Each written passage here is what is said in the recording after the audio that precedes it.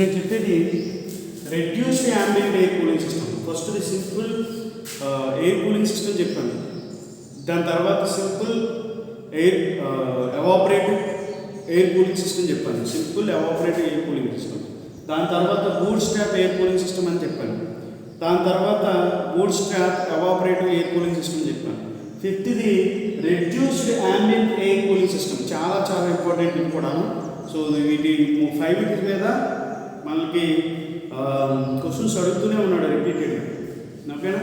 Simple air cooling సిస్టమ్కి simple evaporative cooling సిస్టమ్కి evaporative మాత్రమే అటాచ్ అయి ఉంటుంది. అంటే in order to increase the efficiency simple air cooling సిస్టమ్ని మోడిఫై చేస్తూ ఉంటాం అన్నమాట. ఒకసారి ఎవాపరేటివ్ కూలింగ్ సిస్టమ్ యూజ్ చేయడం, లేకపోతే ఒకసారి డబుల్ హీట్ ఎక్స్చేంజర్ యూజ్ చేస్తే boot strap air cooling system అని, లేకపోతే ఒకసారి 2 హీట్ ఎక్స్చేంజర్లు ఇంకొక ఎవాపరేటర్ 3 యూజ్ చేస్తే boot strap evaporative air cooling system అని. సో అలాగా డిపెండింగ్ అపాన్ అప్లై చేసే నెంబర్ ఆఫ్ హీట్ ఎక్స్చేంజర్ బట్టి ఎవాపరేటర్స్ బట్టి ఈ ఎయిర్ కూలింగ్ సిస్టమ్ని డివైడ్ చేశారు అనమాట.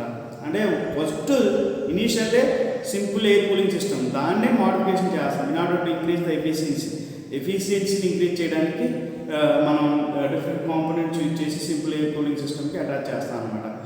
ఓకేనా? ఎఫిషియన్సీ ఇంక్రీజ్ చేయడం ఇది ఒక టైప్.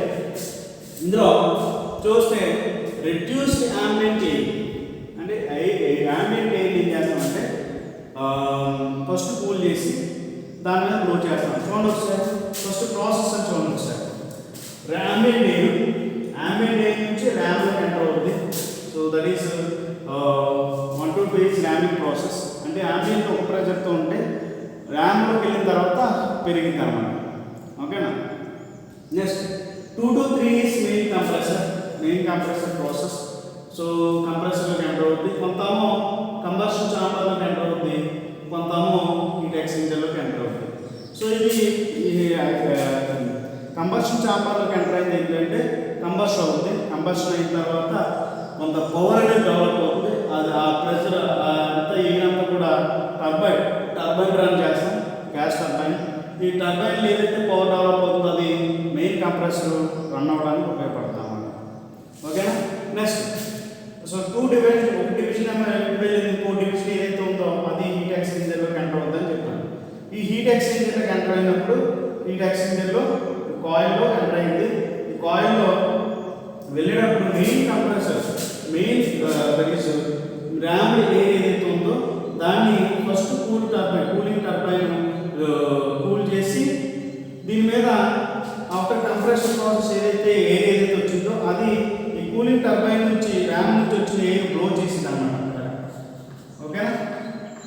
అంటే ఆ ర్యామ్ ఎయిర్ యొక్క టెంపరేచర్ కూలింగ్ టర్బైన్ ఇచ్చడం వల్ల కొంత టెంపరేచర్ అనేది తగ్గిపోతుంది. ఓకేనా? ఫస్ట్ కూలింగ్ టర్బైన్ కొంత ఎయిర్ని కూల్ చేసి ఈ ఏదైతే వెళ్తుందో మెయిన్ కంప్రెసర్ నుంచి యూస్ ఏదైతే ఎయిర్ వెళ్తుందో ఆ ట్యూబ్ మీద బ్లో చేసింది అనమాట. ఆటోమేటిక్ ఏమవుతుంది, యాక్చువల్గా అయితే ప్రీవియస్లో అయితే ఆ ర్యామ్ ఎయిర్ని బ్లో చేయడానికి యూజ్ చేసింది, కానీ ఇక్కడ కూల్ చేసి కొంత బ్లో చేయడం వల్ల ఏంటంటే సో ఎక్కువ యాంబియంట్ ఎయిర్ని దాని టెంపరేచర్ రెడ్యూస్ చేసి బ్లో చేస్తాం అన్నమాట. అప్పుడు దాని యొక్క ఎఫిషియన్సీ పెరిగింది అనమాట. రిఫ్రిజిరేటివ్ ఎఫెక్ట్ పెరిగింది. ఓకేనా? సో ఇలాగా వెళ్ళింది కాస్త ఇలా వెళ్ళి కూలింగ్ టర్బైన్ మీద ఇంపాక్ట్ అవుతుంది అన్నమాట. ఓకేనా? కూలింగ్ టర్బైన్ ఇక్కడ టర్బైన్ వేరుస్తుంది. ఓకేనా? ఇది ప్రాసెస్. సో నేను చాలా క్లియర్గా చెప్పాను ప్రాసెస్ అన్నీ. ఓకేనా? ఒకదాని ప్రాసెస్ ఒప్పుకోండి, బాగా గుర్తుపెట్టుకోండి, చాలా చాలా ఇంపార్టెంట్ ఇది. ఓకేనా? సో మళ్ళీ చెప్తాను, ఒకసారి చూడండి. ఒకసారి చెప్తాను చూడండి ఒకసారి. ఈ మెయిన్ కంప్రెసర్ ద్వారా ఫస్ట్ ర్యామ్ ఎంటర్ అవుతుంది. ఎంటర్ అయిన తర్వాత ర్యామ్ యొక్క ప్రెజర్ చాలా ఎక్కువ ఉండేది ఆఫ్టర్ ర్యామింగ్ ప్రాసెస్. ఓకేనా? అట్మాస్ఫిరిక్ ప్రెజర్ ఏమో ambient pressure, after ramming pressure.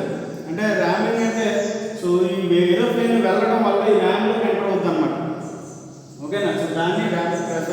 That is ramming air అంటారు, ర్యామ్డ్ ఎయిర్. ఈ ర్యామ్డ్ ఎయిర్ కాస్త మెయిన్ కంప్రెసర్లోకి ఎంటర్ అవుతుంది, అది కొంత కంబషన్ చాంబర్లోకి, కొంత హీట్ ఎక్స్చేంజర్లోకి ఎంటర్ అవుతుంది. ఓకే, ఇలా హీట్ ఎక్స్చేంజర్లోకి ఎంటర్ వెళ్ళిన తర్వాత అక్కడ ఉంచండి. ఉంచడం అంటే ఉండదు, వెళ్ళిపోద్ది. కానీ ఇక్కడ ఏదైతే క్యాబిన్ దట్ ఈస్ ర్యామ్డ్ ఎయిర్ వచ్చిందో దాన్ని కూల్ చేసి దీని మీద బ్లో చేస్తుంది. ర్యామ్ కంప్రెసర్ ఎయిర్ వస్తుంది కదా అందులోకి, క్యాబిన్లోకి, దట్ ఈస్ ట్యూబ్లోకి. ఈ ట్యూబ్లోకి వచ్చింది ఎయిర్ని బ్లో చేస్తుంది అనమాట. కూలింగ్ టర్బైన్ నుంచి వచ్చిన ఎయిర్ దాని మీద బ్లో చేసింది. ఆటోమేటిక్గా ట్యూబ్లో ఉన్న ఎయిర్ కూల్ అయ్యి cooling turbine that is cooling turbine second cooling టర్బైన్లోకి ఎంటర్ అవుతుంది అన్నమాట. ఆ కూలింగ్ టర్బైన్ మళ్ళీ ప్రాసెస్ అంటే ప్రెజర్ కాస్త దాని మీద గేట్స్ మీద పడి కొంత ఎక్స్టెన్షన్ దట్ ఈస్ ఎక్స్పాండ్ అయ్యి క్యాబిన్లోకి ఎంటర్ అయిపోతుంది అన్నమాట. అర్థమైంది? ఏదైతే పవర్ అంటే ఈ ప్రెజర్ మెయిన్ కంప్రెసర్ ఏదైతే ప్రెజర్ జనరేట్ అయిందో ఆ ప్రెజర్ కాస్త దీన్ని రిడక్షన్ గేర్ అంటే దీన్ని రన్ చేస్తుంది. ఈ రన్ చేసిందంటే సో ఈ రన్నర్ ఏదైతే పవర్ డెవలప్ అవుతుందో అది ఫస్ట్ కూలింగ్ టర్బైన్ రన్ చేస్తుంది, నెక్స్ట్ కూలింగ్ ఫ్యాన్స్ కూడా రన్ చేస్తుంది అన్నమాట. ఓకే, ఈ రెండింటికి రన్ చేయడానికి ఉపయోగపడుతుంది ఏది ఫస్ట్ కూలింగ్. ఓకేనా? సో ఈ రెండింటిని రన్ చేయడానికి ఉపయోగపడుతుంది అన్నమాట. ఏదైతే మెయిన్ కంప్రెసర్లో ఏదైతే ప్రెజర్ వచ్చిందో ఆ ప్రెజర్ ఇది దీని మీద కూలింగ్ టర్బైన్ మీద పడడం వల్ల పవర్ డెవలప్ అవుతుంది. ఆ పవర్ రెడ్యూస్డ్ గేర్స్ ద్వారా ఉంటాము అటువైపు ఇటువైపు గేర్స్ అటువైపు ఇటువైపు పెట్టి ఇది రన్ అవుతుంది. ఇది రన్ అవ్వడం వల్ల ఇటువైపు రన్ అవుతుంది. ఇది ఇంకొక gear so vertical gear run అవుతుంది. ఇది రన్ చేస్తే సో ఇది ఫస్ట్ కూలింగ్ టర్బైన్ రన్ చేసింది, అలాగే ఫ్యాన్ కూడా రన్ చేసింది. ఓకే, ఫస్ట్ కూలింగ్ టర్బైన్ ఉన్నామో దీని మీద బ్లో చేయడానికి ట్యూబ్స్ మీద బ్లో చేయడానికి, సెకండ్ ఫ్యాన్ కూలింగ్ ఫ్యాన్ ఏమో ఈ బ్లో అయ్యే ఎయిర్ని సో దీంట్లో నుంచి సక్ చేసేసింది అన్నమాట, సక్షన్ ప్రెజర్ క్రియేట్ చేసింది. ఓకే, సక్షన్ ప్రెజర్ క్రియేట్ చేసి అవుట్ సైడ్ పంపించేసింది అన్నమాట. అర్థం కాదు? ఈ ర్యామ్డ్ ఎయిర్ ఇందులోకి ఎంటర్ అవుతుంది, ఇందులోకి హీట్ ఎక్స్చేంజర్లోకి. ఇది పైన ట్యూబ్ పైన ఉంది, ఆ పైన ఉన్న ఎయిర్ బయటకు వెళ్ళాలంటే కూలింగ్ ఫ్యాన్స్ ద్వారానే వెళ్ళాలి. సో ఆ ఎయిర్ని కూలింగ్ ఫ్యాన్స్ ద్వారా పంపించాలి. అది ఎలా రన్ అవుతుందంటే సెకండ్ కూలింగ్ టర్బైన్ యొక్క పవర్ మీద డిపెండ్ అవుతుంది రెండు. అర్థమైందా? ఏదైతే first cooling turbine cooling fans ఈ రెండు కూడా ఏది పవర్ డెవలప్ చేస్తుందంటే సెకండ్ కూలింగ్ టర్బైన్ ఏదైతే ఉందో అది రన్ అవ్వడం వల్ల ఈ రెండు రన్ అవుతుంది, first cooling turbine second cooling turbine. ఓకేనా? సో నేను ఫైనల్గా ఒకటి చెప్పింది ఏంటంటే ఇది బ్లోవర్ కింద ఉపయోగపడుతుంది. దేన్ని బ్లో చేయడానికి? బ్లోవర్ కింద అంటే ఈ ట్యూబ్లో వెళ్ళే ఎయిర్ ఏదైతే ఉందో ఆ ఎయిర్ని బ్లో చేయడానికి ఉపయోగపడుతుంది. ఓకేనా? ఫస్ట్ కూలింగ్ టర్బైన్ బ్లో చేయడం ఎందుకు సార్ అంటే దీన్ని ఫస్ట్ ర్యామ్ ఎయిర్ కొంత టెంపరేచర్ ఉందనుకోండి, దాన్ని కూల్ చేసి చేయడం వల్ల ఏమవుతుందంటే ఎఫిషియన్సీ పెరిగింది. ఈ ట్యూబ్లో ఏదైతే ఫ్లో అవుతుందో ఆ ఎయిర్ని ఫ్లో చేయడం వల్ల దీని యొక్క టెంపరేచర్ చాలా ఎక్కువ తగ్గుతుందంటే ఆటోమేటిక్ క్యాబిన్ మనకు ఉపయోగపడుతుంది కదా, తగ్గించి ఫ్లో అవుతుంది అన్నమాట. ఇలా వెళ్ళినప్పుడే ఇది ఫ్లో చేయడం వల్ల దీని యొక్క ఎయిర్ చాలా తగ్గడం వల్ల క్యాబిన్లోకి ఎంటర్ అవుతుంది. ఈ ప్రెజర్ని డిక్రీజ్ చేయడం వల్ల ఇంకా తగ్గింది, ఆటోమేటిక్గా కౌంటర్కి ఎంటర్ అవుతాం. అంటే ఫైనల్గా ఫస్ట్ గేర్ ఇంకొక ఫస్ట్ కూలింగ్ టర్బైన్ దేనికి ఉపయోగపడుతుంది? బ్లో చేయడానికి, ఎయిర్ బ్లో చేయడానికి. యాక్చువల్గా ప్రీవియస్ ప్రాసెస్లో ర్యామ్ ఎయిర్ బ్లో చేస్తుంది దీని మీద హీట్ ఎక్స్చేంజర్, కానీ ఇక్కడ మాత్రం ఫస్ట్ కూలింగ్ టర్బైన్ యూజ్ చేస్తాం అంతే. నెక్స్ట్ ఈ దీంట్లోకి ఎంటర్ అయిన ఎయిర్ సక్ చేయడానికి కూలింగ్ ఫ్యాన్స్ యూజ్ చేస్తాం. దీన్ని ఈ first second cooling turbine run చేస్తాం. చూడండి ఒకసారి ప్రాసెస్ అన్ని చూడండి ఒకసారి. 1 to 2 is RAM, 1 is RAM air, second of RAM air. ఓకేనా? సో దీంట్లోకి ఎంటర్ అయింది, 1 to 2 ర్యామ్ ఎయిర్ ఎంటర్ అయింది. ర్యామ్ ఎయిర్ కాస్త compress process that is 1 to 2 RAM air. నేను ఆల్రెడీ ఫస్ట్ నుంచి చెప్తాను ఇది ఏమి చేంజ్ అవుతుంది. ఓకేనా? 1 to 2 RAM air, 1 to 2 dash is actual ram rate, actual pressure, ideal ram pressure, ambient ram pressure. So 1 to 2 is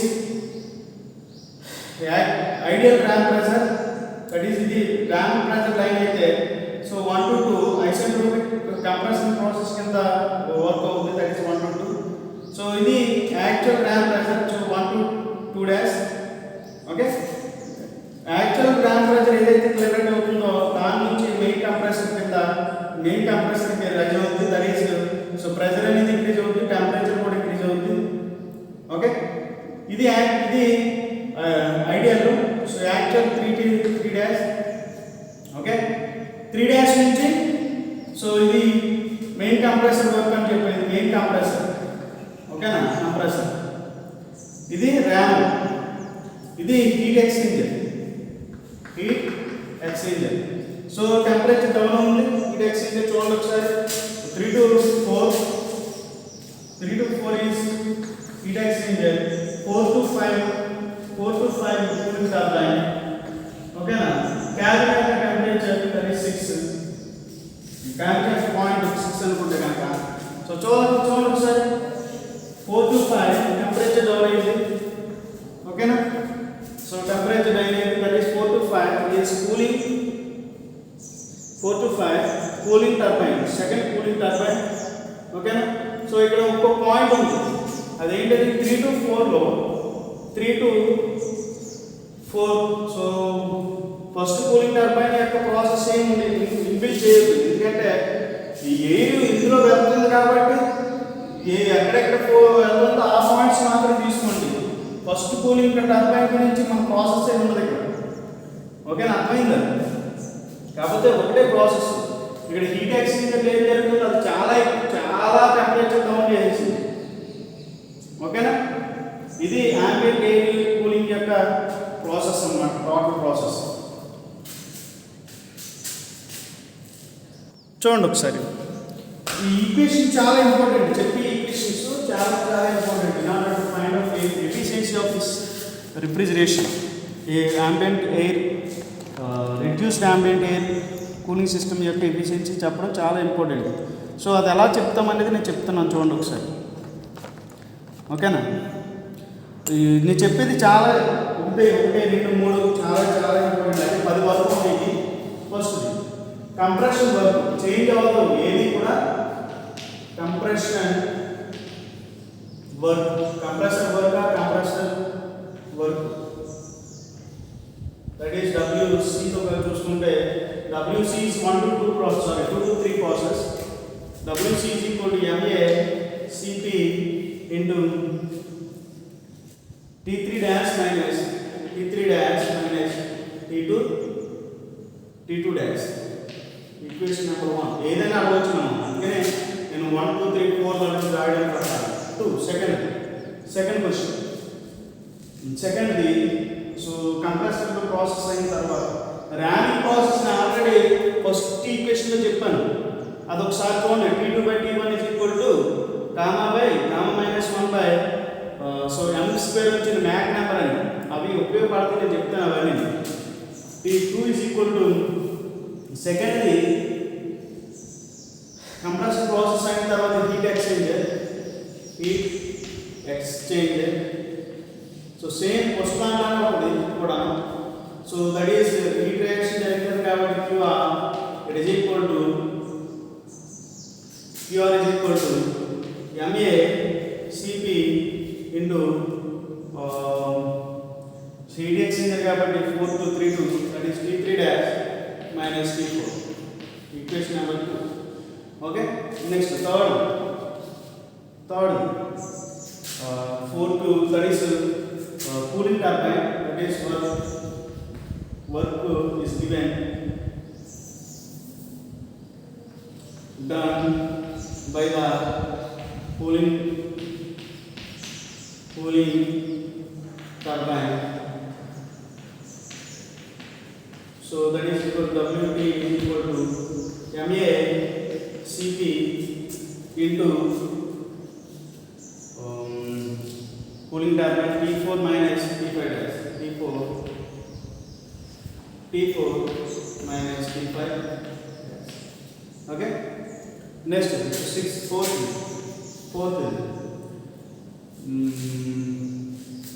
Refrigerating effect.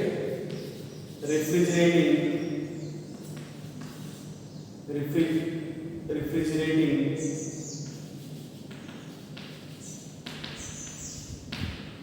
effect, refrigerating effect is equal to, that is RE, it is equal to, ఎక్కడ జరుగుతుంది cabin యొక్క temperature cabin 6 కాబట్టి MA CP into T6 minus T5 dash, T6 minus T5 dash. Okay, this is next question number 4. ఇప్పుడు mass storage, mass required, quantity of air required,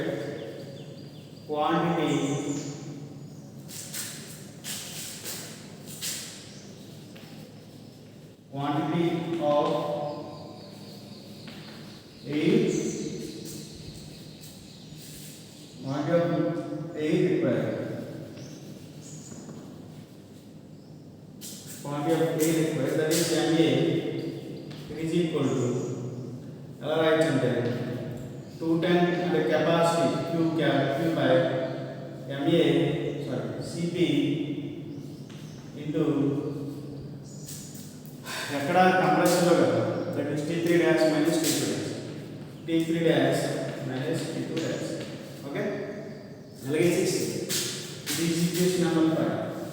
అలాగే 6 is equal to power required to run the unit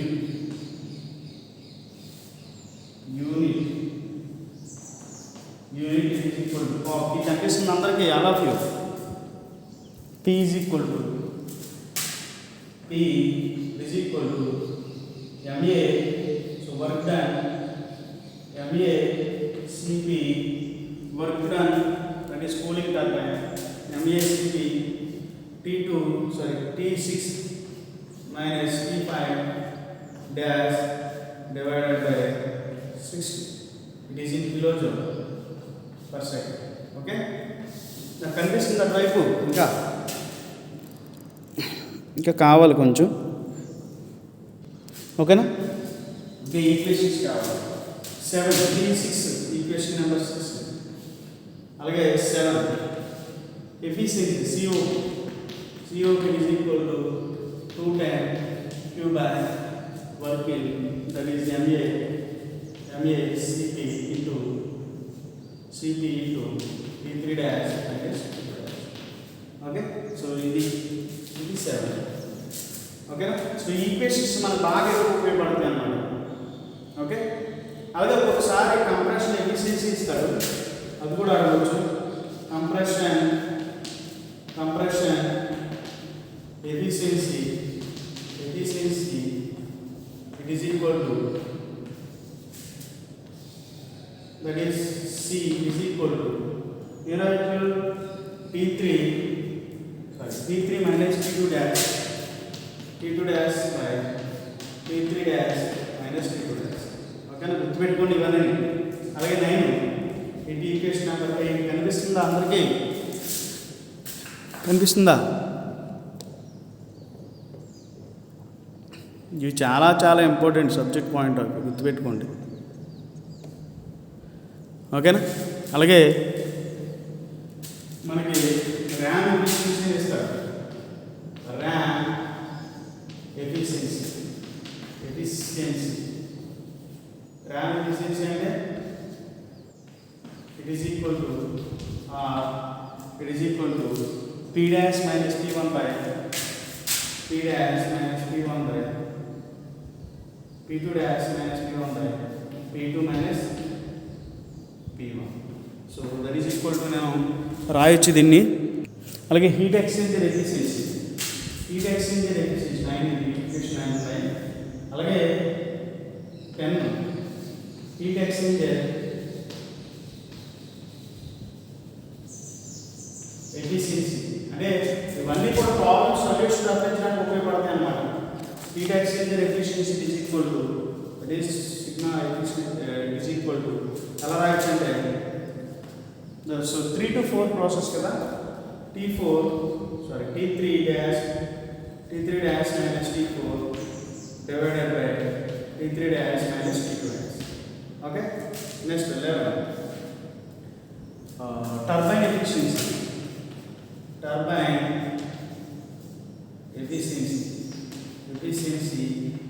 is equal to T4 minus T5 dash by T4 minus T5 dash by T4 minus T5.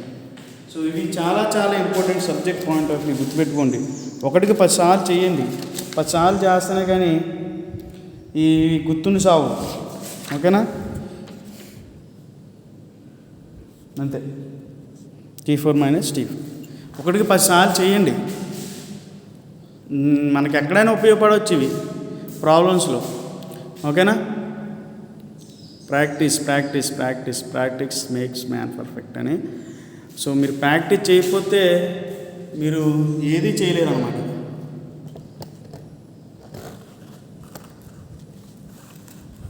ఒకటికి 10 సార్లు చేయండి ప్రాబ్లమ్ని.